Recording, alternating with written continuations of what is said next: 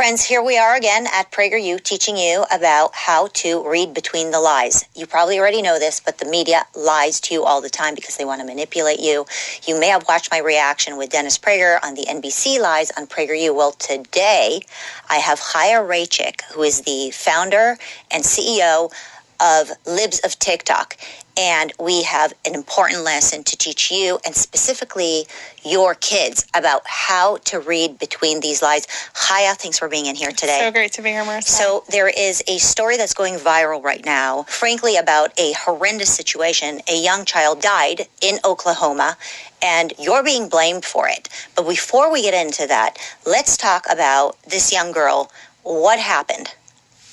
So it's really a tragic story. There's a 16-year-old girl named Nex, and she got into a fight in school, and the next day she died.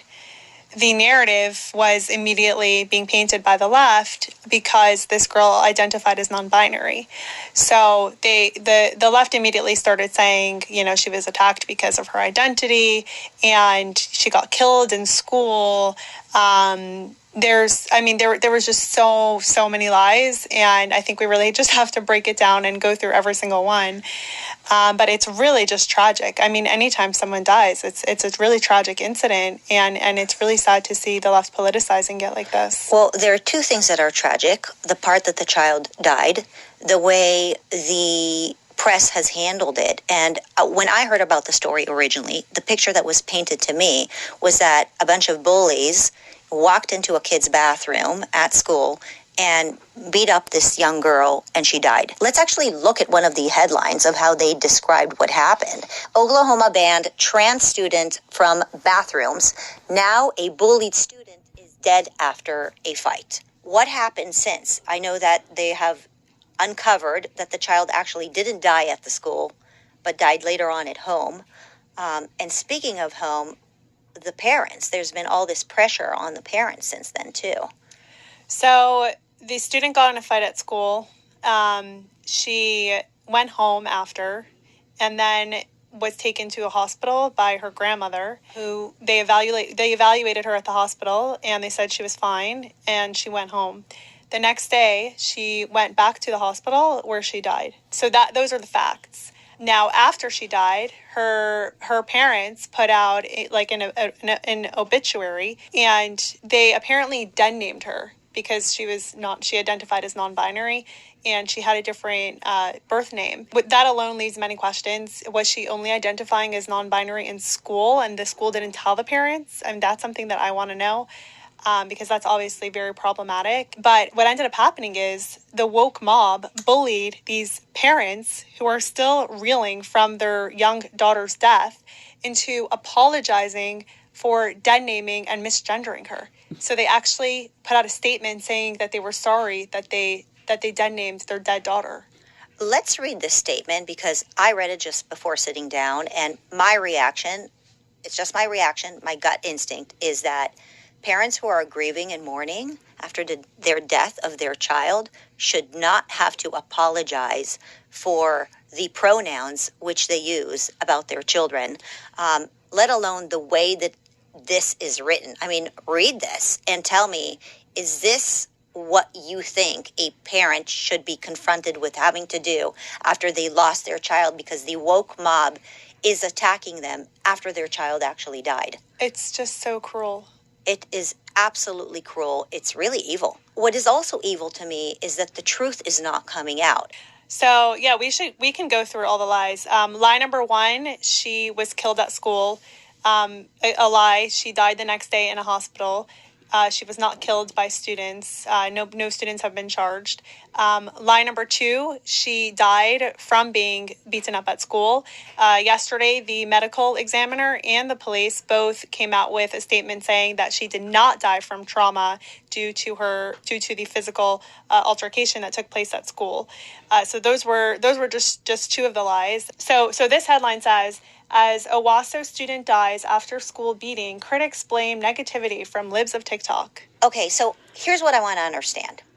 The children who actually physically beat up this young girl, this poor young girl, they're not actually being charged with murder because there's an understanding that it's very possible that the child did not die from the physical altercation that happened at school, nor did she die at school.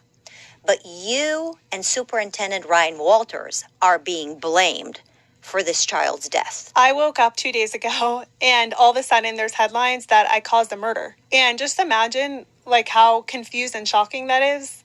I'm an upstanding citizen. I've never done a crime in my life. And then all of a sudden I have the entire media machine coming after me, linking me to this murder. And it's just absolutely, it's horrific. You know, this young girl died. And I'm like, how did they connect this to me? I mean, the mental gymnastics that they went through. I see these headlines and they're meant to convince people and to frame me and paint me as some kind of dangerous terrorist who needs to be silenced, who needs to be thrown in prison, and even possibly, and I believe this is part of their intention, is to psych their followers and their readers onto me, to send me death threats, to send me violent messages and hateful messages, and even possibly to come after me physically. I believe that that is actually their goal when they do these things. I think it's irresponsible at best, and it's very nefarious It's at unethical. worst. So what are the things that they're writing about you and Superintendent Ryan Walters? First, they're blaming the governor for passing a bill that students in Oklahoma need to use the bathrooms that correspond with their sex. So they're blaming the governor for that because she apparently went into the bathroom with a friend who identified as trans, and they were framing it as she should not have been in that bathroom. And then they're blaming Ryan Walters and myself because we are anti the sexualization of kids. We are anti-grooming, and we want to get porn out of schools. And we're very outspoken about that. A couple weeks ago, Ryan appointed me to the Oklahoma Library Media Advisory Committee. And the goal is basically to rid Oklahoma schools of porn. And the left completely lost it. I guess they really just want porn in schools.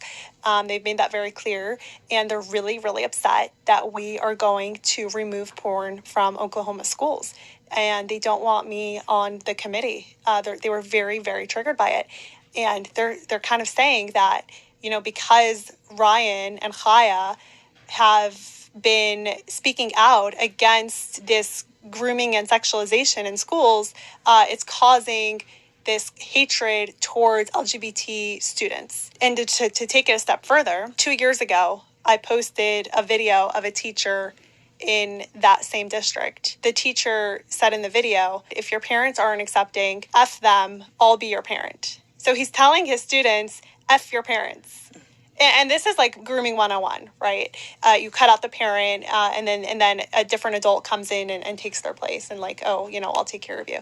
So I posted that video, which I think is really important. You know, parents should know if a teacher in their child's school is behaving like that. So apparently, because I posted that video 2 years ago, I'm connected to this student's tragic death this week. It's unbelievable. When I think of libs of TikTok, I always hear you say, you show, you don't tell. You mostly show evidence, and you show evidence of videos of teachers sexualizing children, bringing gender-affirming care, LGBTQ, and all the letters of the alphabet into really, really young ages. And I'd imagine that somebody like Superintendent Ryan Walters and I myself, we like to speak to you because we're being gaslit all the time. We're being told, no, this is not really happening. There are no teachers who are teaching this thing. Teachers are so busy teaching reading, writing, and arithmetic, they can't possibly bring, you know, all of this woke stuff into the classrooms. And so I'll call on you and on the research that you do, because I know you spend hours and hours and hours scouring the internet for the truth. And so when we're being gaslit, we want to rely on people like you who are really on the front lines and have at their fingertips all the evidence of what parents are telling us they're seeing in their classrooms. And I'd imagine that that's what Ryan Walters wanted when he brought you into the picture. They're saying we have no evidence, and so we go to somebody like you who has all of the evidence and all the research. Now, they pretend to care about children, but I've been in education for many, many years. I don't want to age myself, but when I think about the dangers in schools, I think about places like Chicago. Is the press going to now blame the superintendent of Illinois, Tony Sanders, for all the murders that are happening in schools over there, all the violence that is happening in school over there? The media doesn't care. They don't really care. They just want to attack you, and they want to attack Ryan Walters because they know that the public is with you, and all the left can do is attack. That's all they can do. You follow the news closely. Did you ever hear the name Davian Gibson? No. Davian Gibson, a student, 16 years old, the same age as Nex, same year, they were both sophomore year, was shot to death in school last month in Chicago. You didn't hear a peep about it from the news. Not a peep. Not a peep. We had Karine Jean-Pierre, the White House press secretary, put out a statement about Nex's death. Where's her statement about Davian? Where's everyone? You had Nancy Pelosi and Elizabeth Warren. Everyone is putting out statements about Nex's death, and it is a tragic death. Where are their statements about Davian? Where are their statements about the hundreds of other kids who were killed? There are so many. Some of them in schools, like Davian. Do they put out a statement every time a kid dies? That's right. Say their name. Say their name. Right?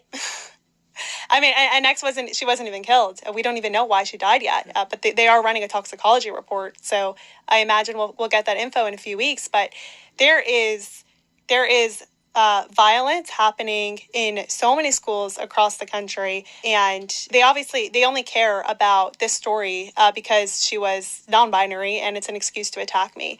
I wonder I would love to talk to Davian's parents and just ask them how they feel about the fact that nobody cares that their son was shot to death in school because he wasn't trans. Or the hundreds of other kids who go to school every single day afraid that they're going to be attacked and bullied and beaten up. While Chicago, just this past month, passed a resolution that they're taking the cops out of the schools. Less security in schools. And you are being blamed for showing videos? Like, how about you point the fingers at the people who are actually actively taking measures to make these schools a more dangerous place without police? You know, the left was upset that the police weren't called to the school in Oklahoma. And these are the same people who are praising Chicago for removing police from schools. I mean, you can't have it both ways. Do you want our schools to be safe or not? I want our schools to be safe. It sounds like they don't. And they're just using this one story and politicizing it to attack me and to attack anyone who opposes their radical agenda. I mean, this is really the best education we can give you on how to read between the lines, because for somebody like Ryan Walters or Higher Ray Jacob lives up TikTok to be blamed for what happened in these schools, folks, you're being fooled. Your children are being taught that they should choose victim bingo, that they should choose to be non-binary, transgender in order for their lives to matter. Think about the type of lesson we are teaching children. They hold this shiny object in front of them, in front of kids, and they're like, you know, come join us, come join our community, and that's the only way that you're going to get love and acceptance and attention, and they're actively doing this in schools and going after kids like this, and this is just, it's another example, and it's really scary. Bottom line conclusion is that if the left-wing media apparatus comes after someone, they're probably doing something good. That's true. It's a good rule.